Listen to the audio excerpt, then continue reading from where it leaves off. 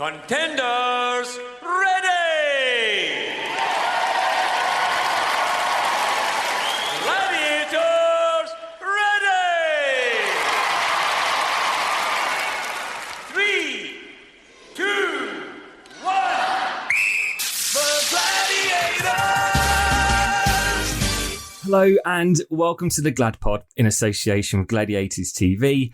I'm David Blackmore and here with me as always is Jet and producer Paul. Now, just before we get into this week's episode, I just wanted to thank all of you who have given us a 5-star rating on iTunes. I didn't realise how many we had actually, and also had left us a review. It's been a while since I've had a read through them, and actually doing so last night just brought me so much joy to hear how much joy it's been bringing you in your lives. And here was one review that we had from Stu, and he was saying that he's an expat living in America and says that GladPod has brought joy into his life. He grew up in front of the telly every Saturday night with his dinner, watching Gladiators. He wishes he could go back to that time in his life, but he says this is the next best thing. Jet, he adds, has always been his favourite Gladiator. Now, reading that message, I did start to wonder where in the world our listeners are tuning in from. So you'll have to get in touch and let us know by sending an email to gladpod@gladiatorstv.com. Producer Paul, what was your Saturday night routine then when you were watching Gladiators? I think once I knew that the show existed and I knew what it was very much kind of probably listening to the Gladiators album beforehand, getting a bit hyped up to kind of watch the new episode, make sure I was sat there with my sticker books and things like that. And then watching the episodes to mainly see if I could spot myself on the TV, to be honest. So yeah, that was kind of just the routine, was just getting as much of the gladiatorial stuff around me as possible and kind of getting into that world of Gladiator. And Di, did you used to watch the show back at all? Or did you watch it on a Saturday night? Do you know what? I think I watched the first one. I'm just picturing you, Paul. I can actually remember you, I think, as well. No, I watched the first one, and I think after that, I didn't, because my sense was I was there the first time, don't want to go through it again, literally sweaty palms. And as soon as you hear John Anderson's voice, you will go on my foot. Oh, no, I was out of there. So, no, I think I watched the first one. And then after that, I kind of avoid it and then just have lots of people calling in the days, because there wasn't really texts and things back then, just saying how much they enjoyed it. So, yeah, I had a problem with watching it back then, I must admit. A lot of actors say that they don't watch their own films back, and yeah, you're probably right. And also, it's you on there, isn't it, as well? So it's you going through that roller coaster and stuff. So I guess, yeah, you've been through it once. You wouldn't necessarily want to put yourself through again. It's just the first time I actually thought, I wonder if Di actually did watch herself back or watch any of the shows back, which I just thought would be, which is just something that, because there's so many Glad fans that were, as Paul was saying, every Saturday they'd be wrapping themselves around with all this gladiatorial stuff. And you've just probably got on with your normal life. Well, do you know, I was teaching a lot in those days as well, in dance and fitness and training on the back of that as a therapist. So I was so super busy. But it was kind of my view with anything media and TV based is, excuse me, you've done it. It's in the can. Whoever's edited it, it's done, it's gone. There's nothing you can do. And you have to just put up with it. So sometimes I think, you know what, there's nothing I can do now. It's done. And I kind of divorce myself from it. And for me, it's kind of worked that way. But yeah, I don't know about you, Paul. I don't know what you were doing at the time. You were obviously watching. Probably rigging up your living room, were you? I was just thinking, yeah, it was probably trying to recreate the events, which obviously they always told us not to do. But I think pretty much every kid of the 90s probably did do that. But I was just thinking back then, and I always used to dread it if on a Saturday my mum and dad were taking me out somewhere, or there was somewhere to go. And it was always I need to be back in time to watch Gladiators on TV, because obviously there was no way of kind of what you can do nowadays where you can just set it to record and kind of go out and go about your business and watch it when you want to watch it. So you kind of had to be there or have the video recorder set up to hopefully kind of record it and capture it all as well. So it was just that dread of kind of oh my God, am I going to be home in time to watch it? Otherwise you missed it, and that was it, gone. So I just had stacks of VHS videos of each of the episodes every week every year kind of mounting up. Yeah, my mum and dad were not that pleased with, and I kind of kept them for years and years and years as well. So another 5-star review on iTunes that we got has come from Brandon, who says that this podcast has been a long time coming for Glad fans, and I agree. And he's hoping we record many more episodes. I agree. He's keen to hear from Wolf as well as John Anderson.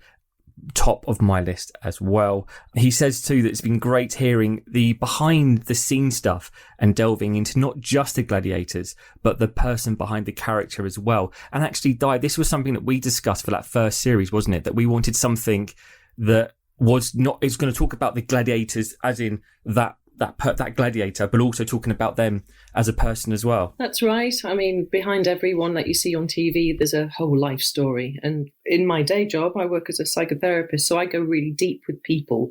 And my hope was that I could probably flesh out a little bit more personal with some of them, if they wanted to go there, that is.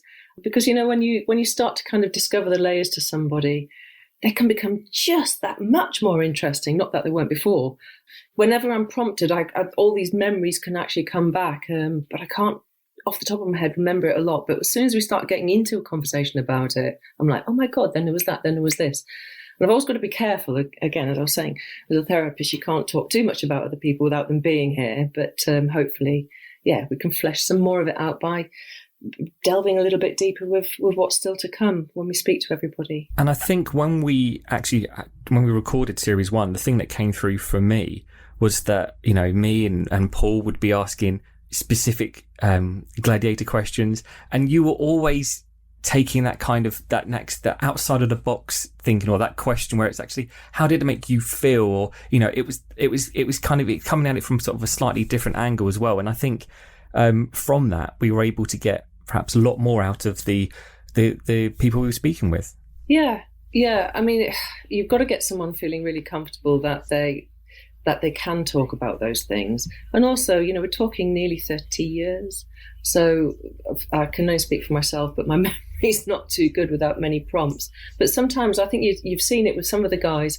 They all walked away from the studio, and as we were walking them back to their car, just to have that little bit of extra time, which wasn't recorded, of course, they're all going, oh, and there was this, and then there was that, and there's so much more. And as you said, come back and let's have another go at this. Because once those little bits are loosened up, you've got so much more material. It was a massive part of all of our lives, let alone everybody who took the time to watch us and support us. It'd be great too if you could give us a 5-star rating and review on iTunes or whichever platform you listen to the Glad Pod on. Don't forget to follow us on Facebook, Twitter and Instagram. And remember, you can get in touch and share your stories by emailing gladpod@gladiatorstv.com. And now I'll hand you over to Di to introduce this week's guest. 3, 2, 1. Hello and welcome to another Glad Pod, and I'm very excited to be meeting, possibly for the first time, our next gladiator. She's known as Tina Andrew to her friends and family and many others across the world, but to the gladiatorial family across the whole of the globe, she is known as Laser. Hello, I don't think we've ever properly met, have we? We have not. Honestly, I have admired you from a distance, and I've seen you just fleetingly once on the set. I would think maybe once or twice, but I was like too crazily intimidated to even go up and say hello and introduce myself. I'm actually sweating at that response. That is not the reason why we do these Glad Pods. Go, hello, Jet, we live here. But I'm very, very flattered. And I feel paled, actually, personally, when I hear about some other gladiators across the globe who really are truly gladiatorial in spirit. And that's just what we're going to be finding out a little bit more about. It's a bit similar, isn't it, Di, to when we spoke to Rebel, because there was that crossover from you leaving, being injured, and the other injuries that there were as well. And you've got kind of these new gladiators coming in. And actually, Tina, you were quite a late addition to the team. It's Series 5 in 96, because you joined Rebel, Rio and Ace, and it was a series after Di had left. But because you're originally from South Africa, and you were actually working as a secretary in Reading at that time. So had you seen the show before? How did it all come about? First, my husband and I, we were traveling around the world. We were backpacking around the world, and we were in England at the time.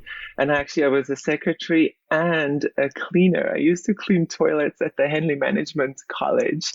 And my friends, because we were international community at this management college, we used to get together every Friday night and watch the show. Or I think it was Friday nights then still. Anyway, so we were just like crazy fans of the show and followed the Contenders right through the series. And at the end of the show, my husband and I just had this idea that, we should apply to go on the show as Contenders. We wanted to be a couple on the show. So we applied and went through the trials and stuff. My husband came off the escalator or the travelator, at the machine when he was doing his running, and because of a sudden death elimination, he was out. And so we actually had made travel plans to go on our next adventure. We had a trip booked to travel like to Hong Kong or something, like the Wednesday before I got a call from the Gladiators to come back to Birmingham. And that was the same time that I think you had your injury. And I think Nightshade was injured as well. So when I was summoned to come up to Birmingham, they had already had the set all up and they were short of, something happened. And we didn't know any of that. I thought I was going back up there to be a contender. And after a day on the set and stuff, going through everything, I remember being in Ken's office, he was like, "What do you want your name to be?" And I was like, "What?" I had no idea at all, honestly. And then even when we got prepped and ready for the show and stuff, I was told that, I'm just standby, so I may not even get to compete. And I remember my very first game that I competed on was a suspension bridge. And I ran out there and I had a really, really good, it was one of my closest one where I think I knocked the Contender off like in the last second. And, that wasn't the first one that was aired in the end. But right after that, I don't know if that was just right between the time, where you decided you were done or Nightshade also got injured and they decided that they needed me on the show. So I was given a song and I had to get a dance quickly to run out. And the next thing I knew, I was out in front of 7,000 people. It was like terrifying. So my exit was your welcome entrance, or was it? What was it like at the beginning? Oh my gosh, just getting ready for this, it was genuinely taking me down memory lane. I tell you, first and foremost, like, it was a roller coaster ride, like an absolute roller coaster ride. So like I told you, we were ready to travel and leave the US or the UK at that time in like 2 days. So we had to make so many sudden changes to everything. My husband moved in with me at this fancy hotel where people turned our beds down at night. It was like absurd. I had bodyguards and fans and stuff waiting outside, and then just the whole enormity of the stage and the makeup and everything, and then just being totally overwhelmed by these amazing people that you've seen on TV and admired and stuff. It was just insane, honestly.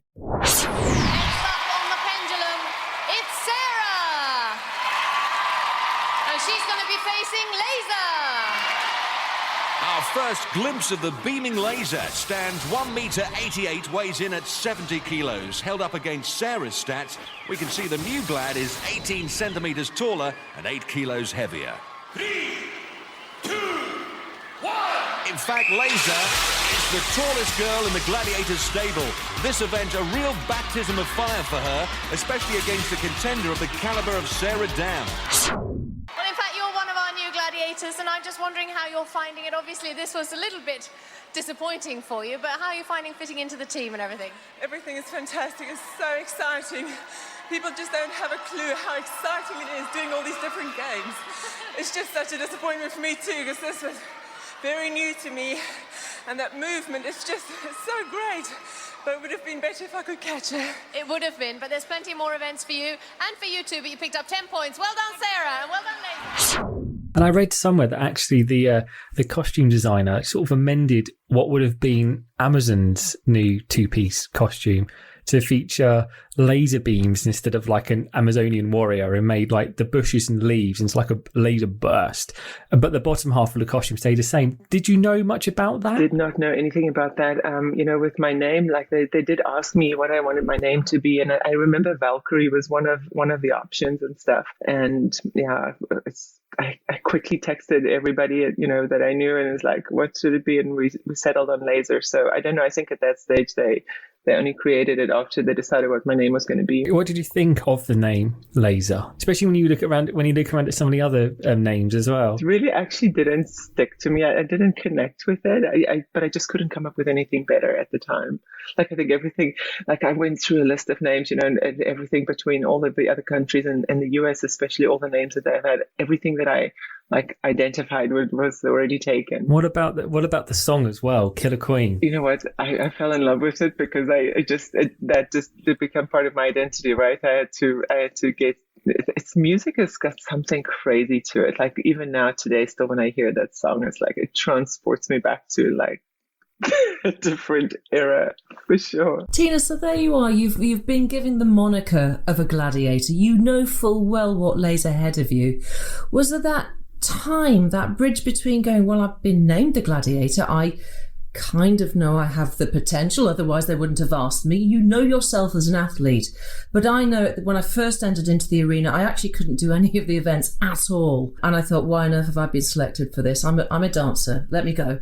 I slipped off hang turf, I twisted my ankle. What was that gap like before you proved to yourself when you first started on each of the sport specific events and thought, I like that one, oh no, I'm gonna have to practice? What was that like?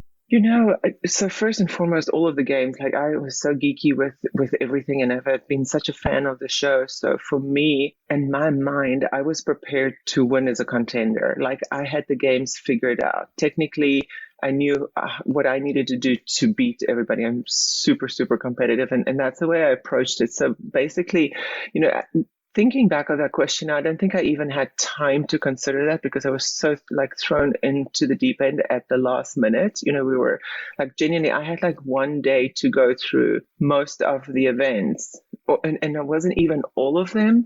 And then the show was already, being filmed at the time. So yeah, most of the times that I went out in front of 7,000 people was the first time I've ever been on any of the obstacles or the events. Enormous respect. Thank you.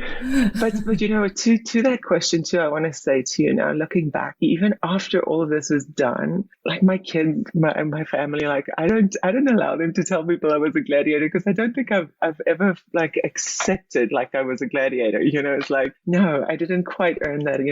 I don't have I'm not an Olympian or I'm not this. I'm just mom. I'm just Tina. And then also through a stage of my life, going through after childbirth and everything too.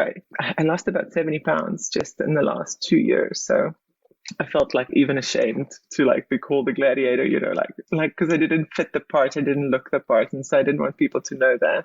It's so ridiculous. Do you know? Thank you for being so real about that. Yeah, we do as women. We have this a huge projection on us and this expectation, and particularly if you're given something like the mantle of a gladiator, whether you've earned it or not. Your life as a woman goes on, and we all get those periods, and guys, of course, of incredible self-doubt. So what did then begin to happen towards that period of your life coming to a close and you kind of going, I'm proud to have been that gladiator?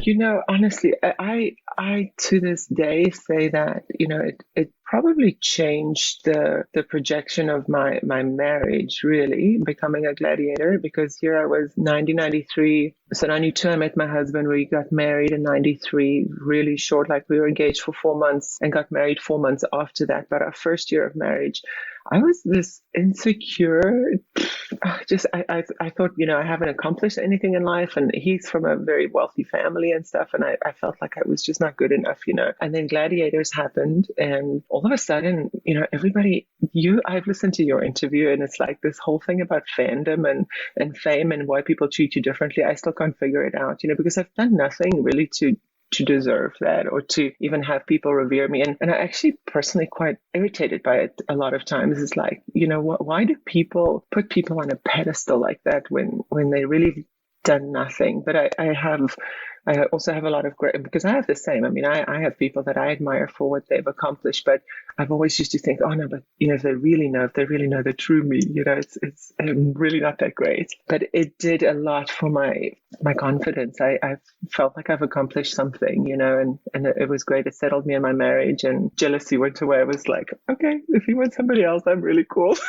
You can go for it. It's really ridiculous, but that's the thought that went through my mind then. A deadly burst of concentrated energy. Laser. This gladiator is ready to cut all challengers down to size. Next up on Duel, it's Catherine. And she's going to be battling it out against Laser. Well, Laser, I suppose I should congratulate you on recovering, because at one time I thought we were going to lose you completely. I know, I thought I was off there for a moment. You're normally, excellent on this, and you looked a little bit unsettled there. Well, she got in a really good blow. I think that got me off balance. But I'm glad I recovered. I didn't get her off there. You came back and you were a bit angry. Absolutely. And I could see she was scared. I saw that fear in her eyes. Time was too short. Well, it sounds like it all kind of happened quite quickly, because I think it was quite surprising and quite unusual for Gladiators to bring someone new in so late, possibly because, Zodiac was injured and Nightshade was poorly. I mean, you were probably Nightshade's unofficial replacement, but I think I read somewhere that you two got along really well. Yeah, I will say, I just basically in passing had seen her, never really, and I felt like that with most of the Gladiators. It was genuinely such a whirlwind. I cannot honestly tell you that I connected like Rio and Rebel and Ace, because we were always at photo shoots together and stuff, because we were the new kids on the block. I got to know them a little bit better, but everybody else, it was just so quick. And then our visas ran out and we had to leave the country, and then it was a battle to get a visa to get back into the country, and I was never able to get that. And I remember everybody was going to Mauritius, and I was like dying in South Africa. Like, I wanted to be in Mauritius so badly. I even wrote to our president, and then only years later, I found out and figured out that if I applied to be a student in England, I could have, got a visa to go back. But that was the reason why my little Gladiator stint was just so quickly and over so quickly as it started. Yeah, I think for me, you were just such a tough all-round Gladiator. I mean, I thought you were great on Duel, Powerball, Gauntlet, Suspension Bridge. And one thing I didn't know, I've only found out recently as well, that you were actually the tallest female UK gladiator. I did not know that I was taller than Rio. Honestly, I felt like tiny next to her. I think it was just her posture and everything that I just felt like she towered over me. That is really interesting. Well, I think sometimes with the like when people's auras, they suddenly they appear taller. That's exactly their projection. Absolutely. Yeah, she's so beautiful. You're asking if you think that was a benefit as being a good gladiator. I don't know. I think sometimes there were some of the games that maybe you were a little better suited if you were shorter and quicker. Like, I felt like with the Gauntlet, like people could just run underneath of me, and I needed to squat down a lot more. On the wall, I was not really good. Really, genuinely. On the wall, the wall was my worst, I would say. And I don't know. I don't know if my legs were too long. I couldn't hug to the wall close enough. I don't know. So what were your favourite events then? Powerball. You could give me Powerball any day. Honestly, I love the physicality of it, love the challenge of it, and honestly, I wanted to tackle them all and take them all down.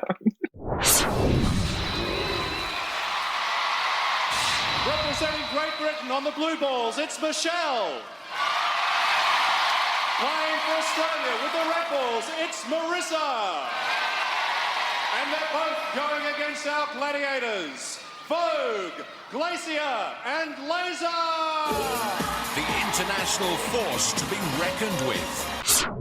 Powerball's great because you can work in a team, so you can rely on others to perhaps do some of the work for you as well. But to be a gladiator as well, you sometimes, some of the gladiators you've spoken to, you have to put on either a different persona, or you have to really kind of G yourself up to be a gladiator. And having been thrown into it so last minute and then do that, did you feel like you had to quickly learn to be Laser, to morph yourself into this character?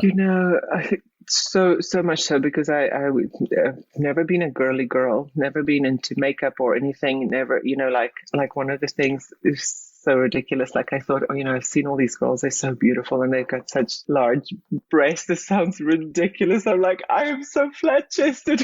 I do not fit the part. And I honestly, my impression of the game was like, I was so surprised when I got to the set and the show and everything, and to realize that everything was actually real.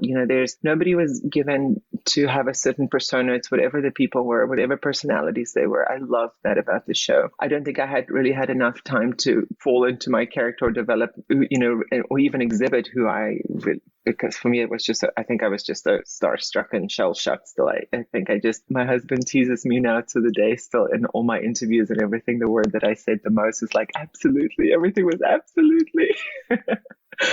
Tina, did you find that, because it is a large arena, the original arena was it was our home and it felt gladiatorial. You could have thousands literally in the arena watching live, as would have been in the original gladiatorial times. And to go in and have such little exposure time to training on the events, there must have been that moment whereby you got that kind of, right, now I'm here, accept it. I can't do the nerves and anything comparing myself anymore. I've got to get on with it. With your technical brain, because I'm quite a technician as an athlete, I have to be. Or at least I had to be as a gladiator. Did you find that focus about figuring out the events, having to go through in your mind's eye and in your brain, the events, that is actually what gave you your super strength, your laser strength, like your third eye? I don't know. I think it was just something else takes over when you're out there and it's go time, honestly. And when I look back at some of the stuff too, I still can't even believe that in the moment I delivered and I just stepped up to the challenge. And yeah, like I think just that competitiveness and that will and desire to win is what made me. I took every challenge in front of me just as exactly that. I wanted to beat everybody. I wanted to be the best. I wanted to be the best gladiator. And certainly I took it very serious to have any contender take any points off me. Did you actually ask any of the other gladiators around you at the time for advice, or did you trust yourself to be able to work it out? I think I was too insecure to ask and too proud, really. I think if I've ever asked anybody anything, it was John Anderson. How much impact did sort of the fans have on you? Now, I heard a fun fact that you would always ask our producer Paul backstage what he thought of your performances and what he wanted to see from you as a gladiator. It sounded like you really did enjoy that kind of fan feedback.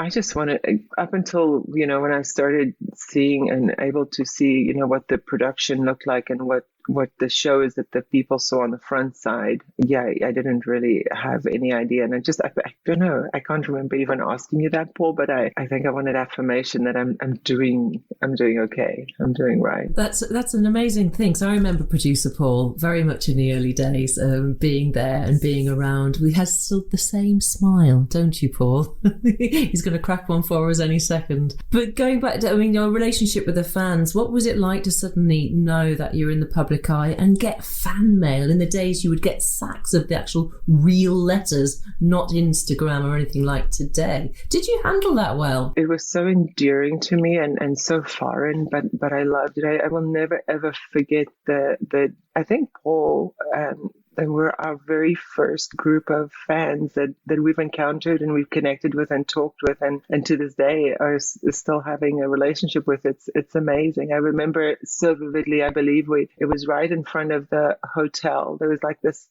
fountain, and I think Paul and his mom was there actually. And yeah, it was insane. It's so foreign to have somebody ask you for your autograph. You've never done that before. It's to really learn how to do that really professionally. Like, oh, I do this all the time. Paul, do you remember all that? Oh, totally. I remember it all so well, and it was so different for me to have somebody come in as a new gladiator and just having all of the buzz around, oh my God, there's going to be a new girl gladiator coming in, and having Laser kind of join so late on into the recordings actually underway. It was something that had never happened before, like David mentioned. So the buzz around all of the kind of the fan community and the audience to see this brand new gladiator. There was no publicity photos. Nobody knew what her name was going to be or a costume or anything. And And then to actually meet Tina was just unbelievable. And yeah, just how humble you were, really. Like, hearing your story now and how kind of you weren't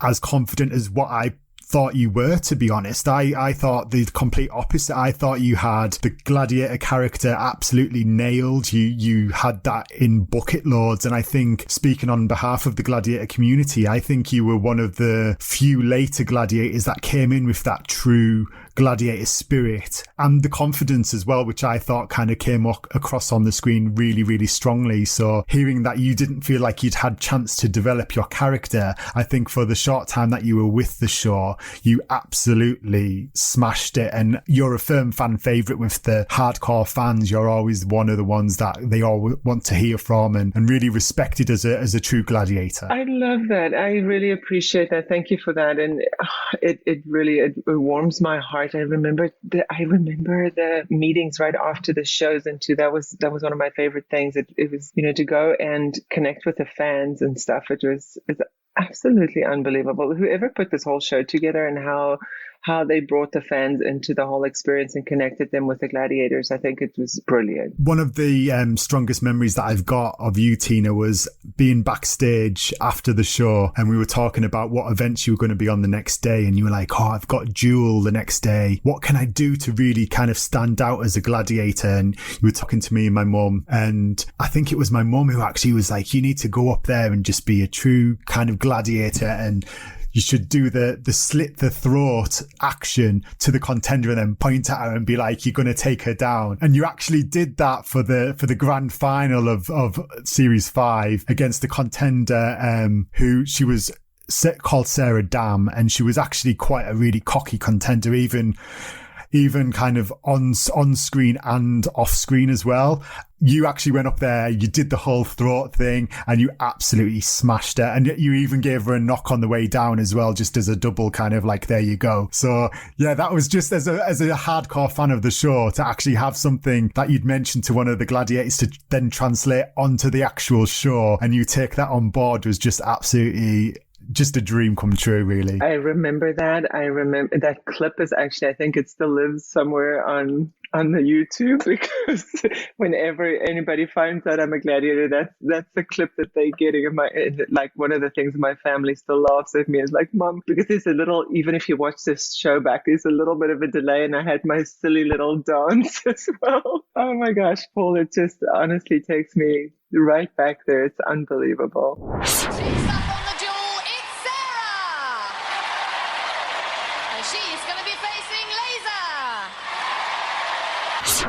The lecturer in sports science, a real tough cookie, and Laser's going to have to work hard to shift her. Oh, no, she's not. Sarah swiped from the platform in 5 seconds. Explosive action from Laser. Brother Simon, not as cheerful as his mum. Laser swings with a couple, fails to make contact, but plonks her a corker with the backhand and gives her a faceful on the way down as well. Eat that.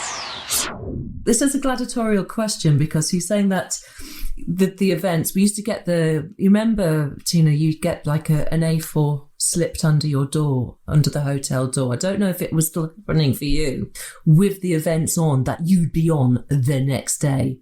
And it was like the slip of doom. Did you ever get that, or were you actually told verbally? Never. I don't think I actually recall, and not even knowing right up until during the show what I was going to be on. That would have drone Hunter absolutely mad, wouldn't it? After he's chatting how much he spent all night planning and prepping everything down to the final tee. He wouldn't have been. How did you cope with that? I wouldn't have been able to cope with that. Yeah, honestly, I can't remember it even being an issue. Definitely didn't get the slip. I would have remembered that for sure. And in the beginning, and I think maybe it wasn't until 2 when they finally decided that they were going to. You see, remember, they recorded me and had me do games, but it wasn't even a done deal that I was going to be included in the show. And so I think I was just put in wherever they had slots, or where there were openings, or where they didn't have somebody to. And so maybe that was a last minute thing, how they scheduled that. I don't know. But it didn't bother me at all. I wanted to do it all. I wanted to be on everything. That wasn't an issue for me at all. I had my game plan for every single game, honestly.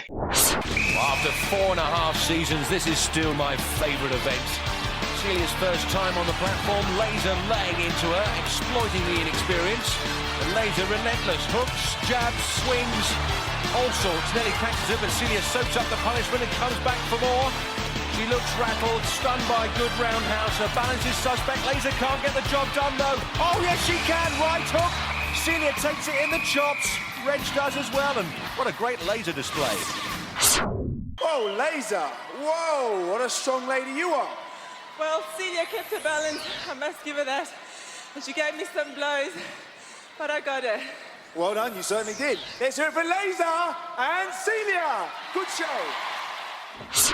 So with the visa elements to it, and like I'm always one of those things, a stickler for a timeline and stuff. So you finished recording, and then how soon was it before the visa ran out? And then because you said about writing to the president of South Africa, presumably as well. So what was the timeline, and what did you try and have to do to try and make it so you could stay or come back? So it was immediately. Remember, I said right before I got on the show or got called back, we were scheduled to leave the country. So our visas were expiring within days actually, but I had a month that I could stay after. So the time that I filmed, I was fine still to be in the country, and then we left. Went back to South Africa and then tried everything to come back. It was immediately. And how did that feel then, with that moment where you realised you wasn't going to be able to get a visa, you weren't going to be able to come back, and you said that you could see the others going, it would have been off in Mauritius as well. I mean, how did you process that? It was really, really hard. It was devastating, honestly, because this was something that I truly believed that I could be so great at. I loved the first taste of it. I wanted it so badly. I wanted to go back, but it was completely out of my control. What had happened is there was a contingency that went out to England, and eventually Kenny had connected me with the South African director that I got an opportunity to go back, and then they filmed their pilot series or whatever to try and get a sponsor, or try and get a TV channel to pick it up. And so I was Sheena on the South African Gladiators. What was going on with that name? What was going on with that? Sheena.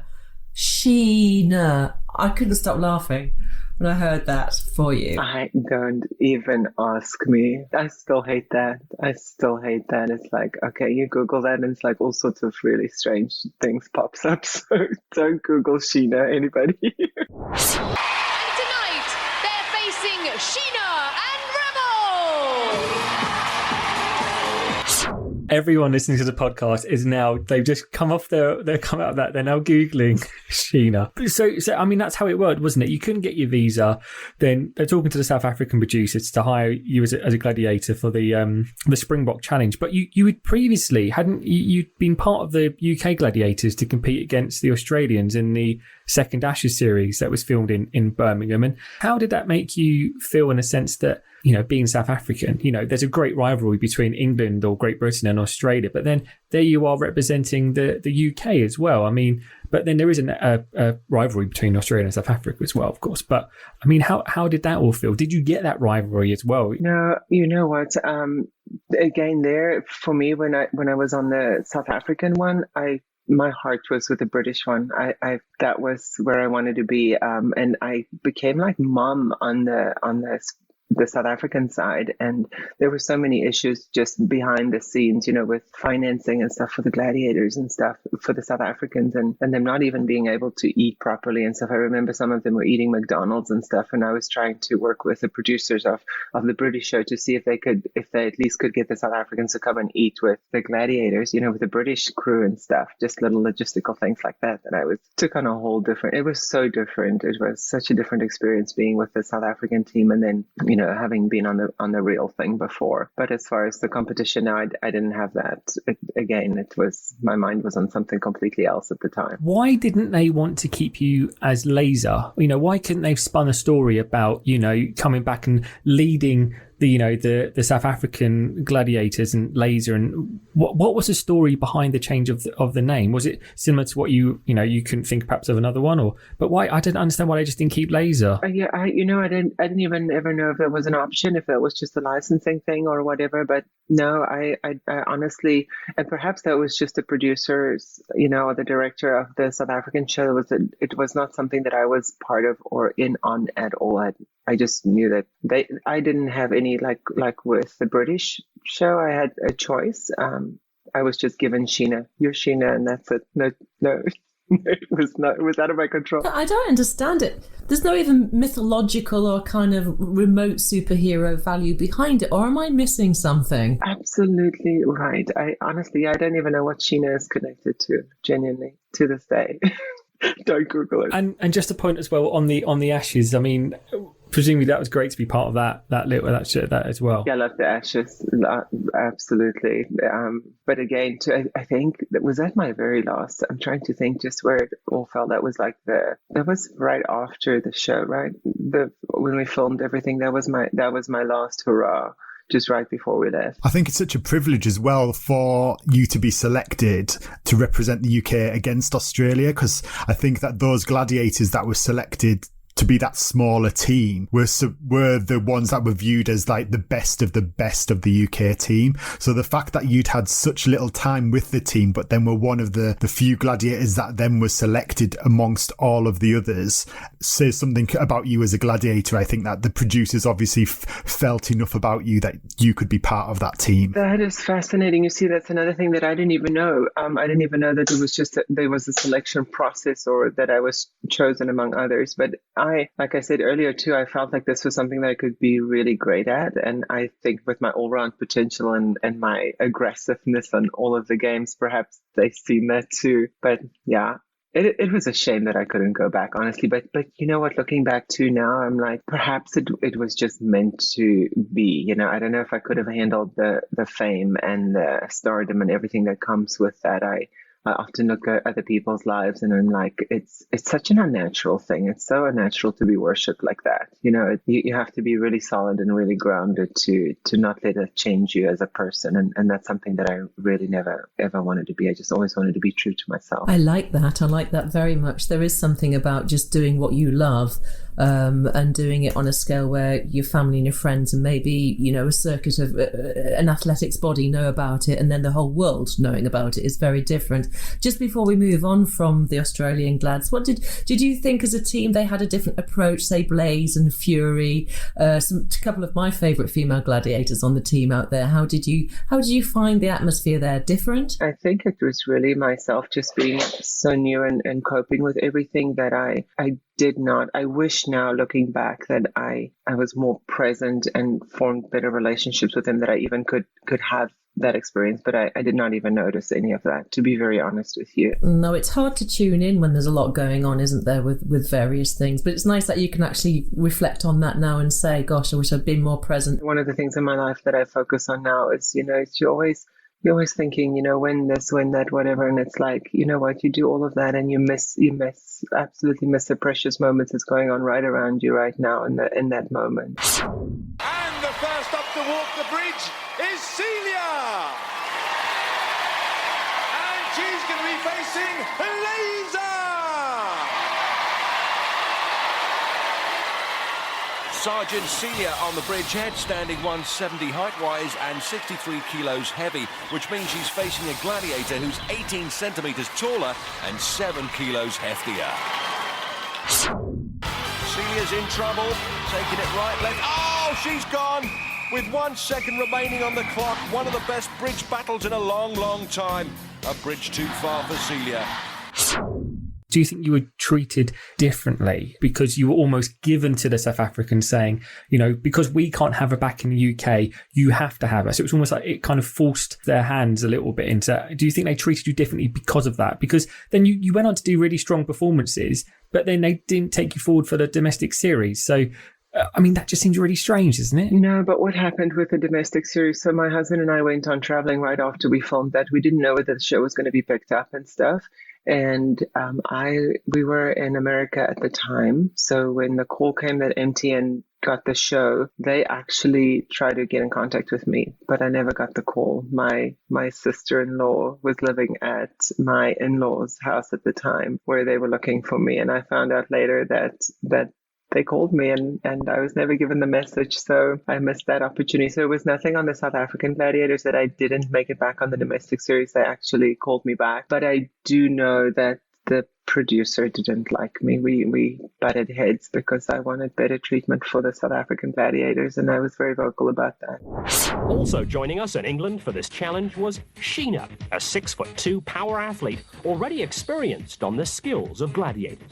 I think the Gladiators is more about tactics and heart and aggression and determination more than muscles and fitness, really, because you're out there for 1 minute and you've got to have that aggression and determination to do your best for 1 minute.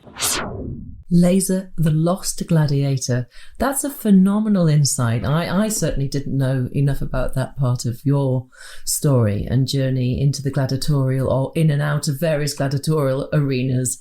You know, you seem really insightful and very keen to stay true to oneself. And I'm wondering about now, not just your role as a gladiator, but as a mum with an athlete as a son. And other people that you would inspire. I would imagine you're very inspirational. Do you get hands-on with the coaching? They keep me at arm's length, and the coaching is like my son would tell me often, Mom, I just need you to be mom. That's the coach, because my husband is his coach. And so it you know what, I often look back at my gladiator stint as, for me, I'm thinking, you know what, did God prepare me for dealing with my son's fame and with that, you know, and just preparing him for what the life that is lying ahead of him. I mean, he's exceptional. He's a professional swimmer. He went pro at the age of 14, and you know, it's just known worldwide, really. And he's only 20. But so yeah, just for me, just to help ground him and have him understand, you know, what integrity and character and all of those things is what matters, and not what people say who you are and what you are. I feel that's what Gladiators gave me. First up to run the gauntlet, it's Michelle. And tonight she's facing Rio, Vogue, Laser, Panther, and Lightning. Michelle up the wall, zigging and zagging into Laser. Forces her to eat Ramrod. A 20-second run will score 10. Michelle can't get the better of Laser, so the maximum slipping away. And Laser pushing and parrying. It's a bit of a pillar-to-post mauling for Michelle. Trying everything, but can't pierce the Laser's armory. Against the wall, on the floor, Michelle's trying everything, but she can't escape the relentless Laser. Good effort by Michelle, comes out with dignity, but no points. Very disappointing. Not Michelle's favourite event in the world. She ran out of time in her previous gauntlet, and Laser made sure it was a repeat performance. What a good signing Laser was. So if I had a way or means of going back in time, Tina, and I said we could go right back to 1995 and you could do it all over again, would you? And would you do anything differently? Well, first I would apply for a student visa, because that was one of my other hang-ups in life. I left school when I didn't finish school. I ran away from home when I was 16, and so I wanted to finish. I would have loved to go back to school and get an education. So that would have solved two problems, and I would have been able to go on with this show. So absolutely. There it goes. Absolutely. I just said it.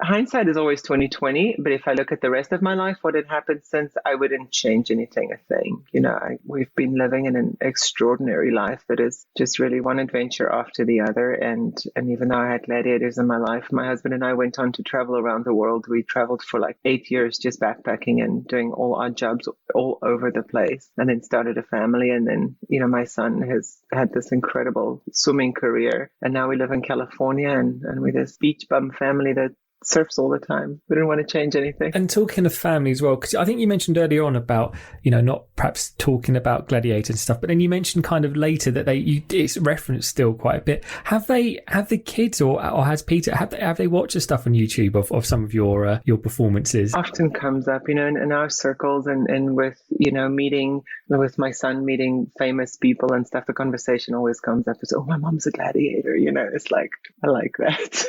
My kids are very proud of it, and I couldn't understand for the longest time why I would shush them when they would tell anybody about that. You know, I wanted to look the part. If somebody called me a gladiator, I wanted to be strong and, you know, fit and not look like America sit on my hips.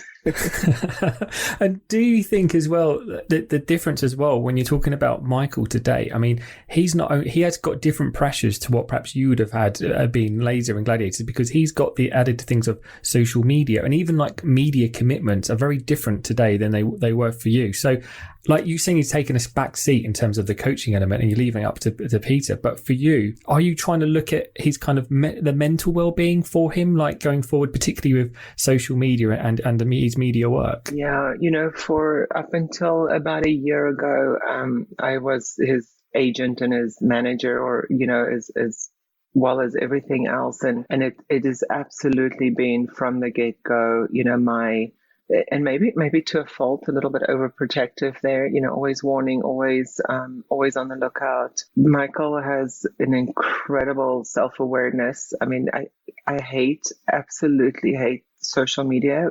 It's a blessing and a curse. That's where you get your followers and your fandom and stuff, all of the rest of the stuff. But it's so addictive, and I feel like unless you have incredible self-control there, it can steal your life. And right now, my son is 20. Nothing mom says holds a lot of value. But I wish in that arena and in that aspect, I would rather go back to just the old style with fans, personal connection and no Instagram.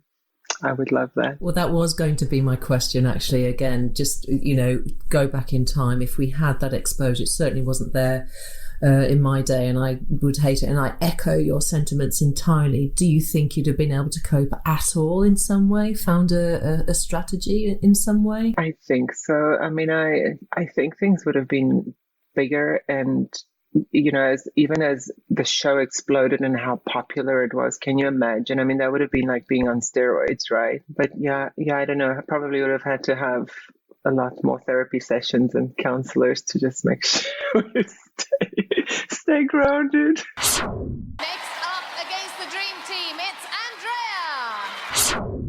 Laser's next in line. Laser, a good gauntlet operator. This new Gladiator, quite a signing.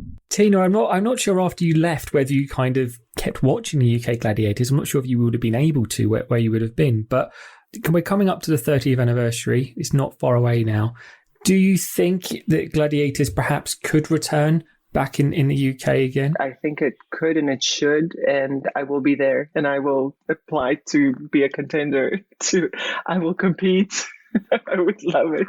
Age or nothing, I would train for that. Honestly, I will put everything aside and I will train for that. Do you know, I think you're one of the only ones to let alone say I'd be back as a Glad. I'd be back even as a contender. Your humbleness and your humility and your insight into being an athlete and a mum and many, many other things has been truly inspiring. I would love the chance for us all to be able to talk to you again at another time. Would that be okay? I would love that. I would absolutely love that. Thank you. And I so appreciate this opportunity too. This is awesome. Well, I can't speak for the guys. I'm sure they'll want to say a quick goodbye. But for me, Laser, you've been a true inspiration, and thank you so much for your time. I think Tina's more pleased about meeting Di. I am. She's probably one of the most beautiful gladiators out there. I've always looked at you as that, really. Absolutely. And this was arguably always going to be one of Paul's favourite episodes, because he always, whenever we have a list of any people we want to speak to, your name is always very up on the top, and Paul has been smiling throughout this chat. So all I'm going to say, I'm going to hand over to Paul, because I think this is for you to have the final word, producer Paul. I'm just so glad to finally have you on the Glad Pod, Tina. It has been fantastic. It is no surprise that you are one of my absolute favourite gladiators. Despite your short time with the show, you definitely made such an impact. So it's been great to have you to kind of come back, remember all of the memories that we've had, and to just let you know that even though you were with the show for such a short time, that the fan community, you are definitely up there as one of the best gladiators that we ever had. So it's been great to join you and Di as well, both of you being my favourites, to just have you connecting, because your paths didn't cross on Gladiators. So yeah, thank you for taking the time to do this, because I know that it's been mega early for you over there as well. So thank you. So there we have it. Laser on the Glad Pod.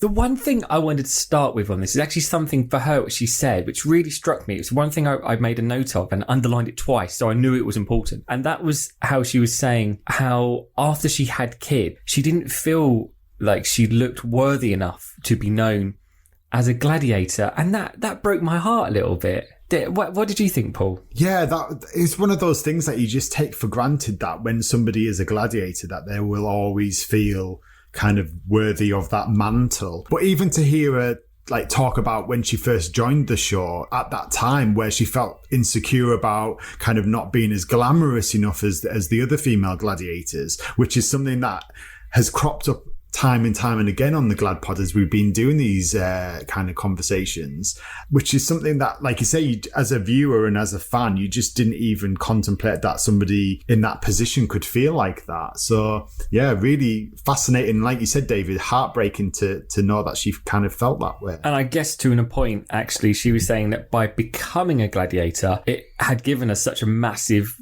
confidence boost, and that did make her feel worthy. So I guess it's that kind of flip side to it. She may not have felt like she was worthy to be a gladiator, but actually just the process of being and becoming a gladiator gave her that confidence boost that she needed. Yeah, definitely. I think the fact that she had such a competitive nature and wanted to be the best gladiator, and thankfully, like, she was absolutely amazing in the arena, but the fact that she was kind of even felt insecure to kind of even ask some of the other gladiators for help or advice was equally heartbreaking. But the fact that she obviously managed to turn that around for herself, and in the short time that she was in the show, managed to obviously have such an impression of being one of the kind of the best gladiators in the events, with probably the most limited training time as well, due to the fact that she was hired so late on in the filming, which had never happened before. I think it's testament to her as an athlete. I'm going to jump in on this bit, Paul, because it's not just the other gladiators, by that point I wasn't there, that were giving her advice and little tips on how to be in the arena and be the best glad she could be. It was yourself, and I think even your mum helped her along with something really, really significant. And I think probably just explain what happened there, because I'm still giggling inside about this. Yeah, it was really weird when Laser came over to me and my mum backstage, and obviously for the short time that she was with the show, that she would ask us for advice and what she thought, what did the fans want to see from a gladiator. So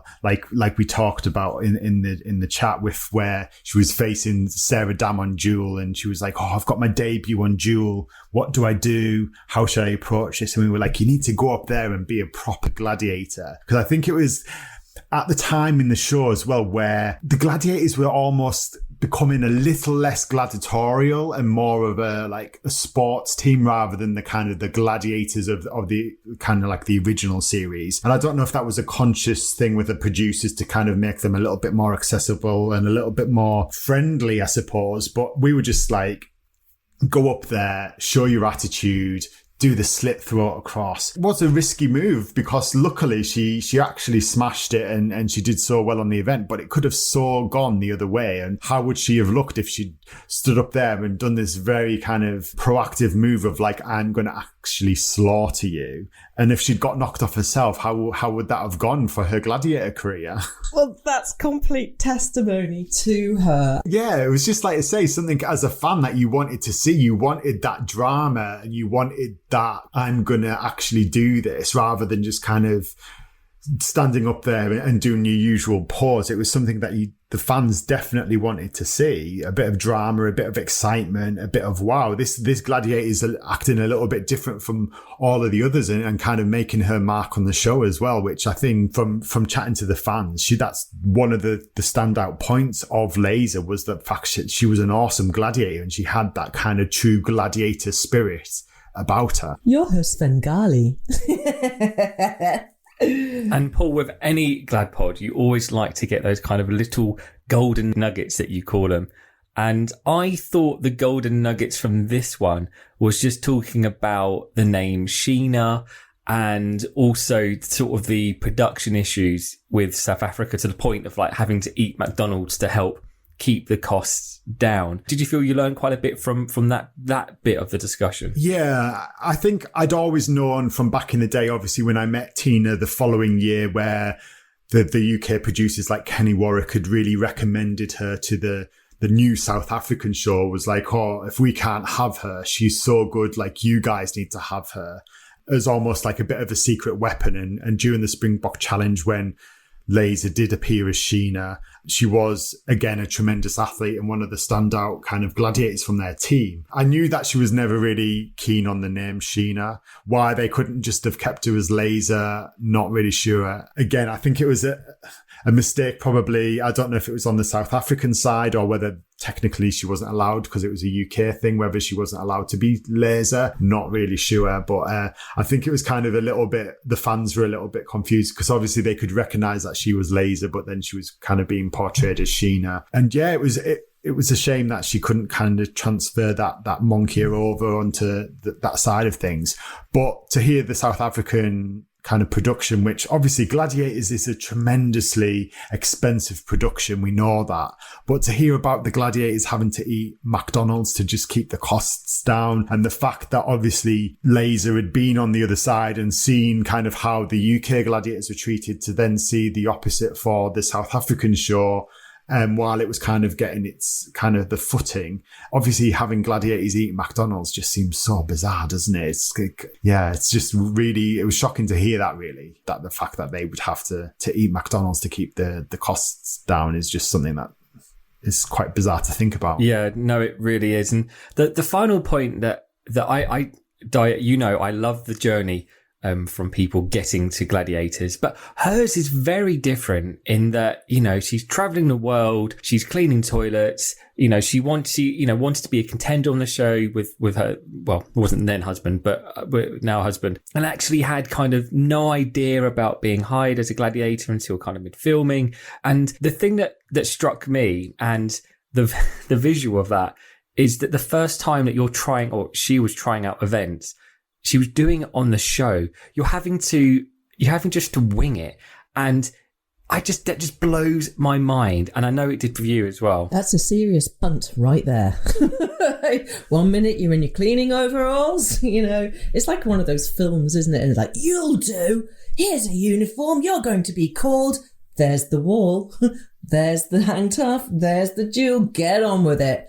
I mean, serious natural talent. I think a lot of athletes, and I certainly have done it, not the natural talent, but I have to observe things and think about how I'm going to approach it and where my hands will go and what speed and what angle of elevation. So you must have I don't know how she did it internally, but she'd have had to do something along those lines and not just physically throw yourself blindly into any of these events, because they did take technique, they did take training, they did take a bit of thinking through, particularly things like the wall and hang tough. But with duel, you just got to plant your feet, get that poodle stick and just go hell for leather. But there is a lot of technique in that too, getting your balance right and what have you, because you can always get a win, not on a blow, but by just simply getting them off balance. And that takes a little bit of not just like fierce, just pure fury, but just kind of, tactics, like a good boxer. She had all of those ingredients, probably still has and probably always will do, for being a phenomenal female gladiator, as cheesy as this is going to sound, in life. She just has so much about her. As always, let us know if you've got any new memories or questions for producer Paul or Di. The email address you need is gladpod@gladiatorstv.com. Don't forget, as always, to follow us on Instagram and Twitter, and to like our Facebook page. Good competition, good spirit, great sportsmanship as both contenders show mutual respect. Join us again next week for the ultimate challenge, the might of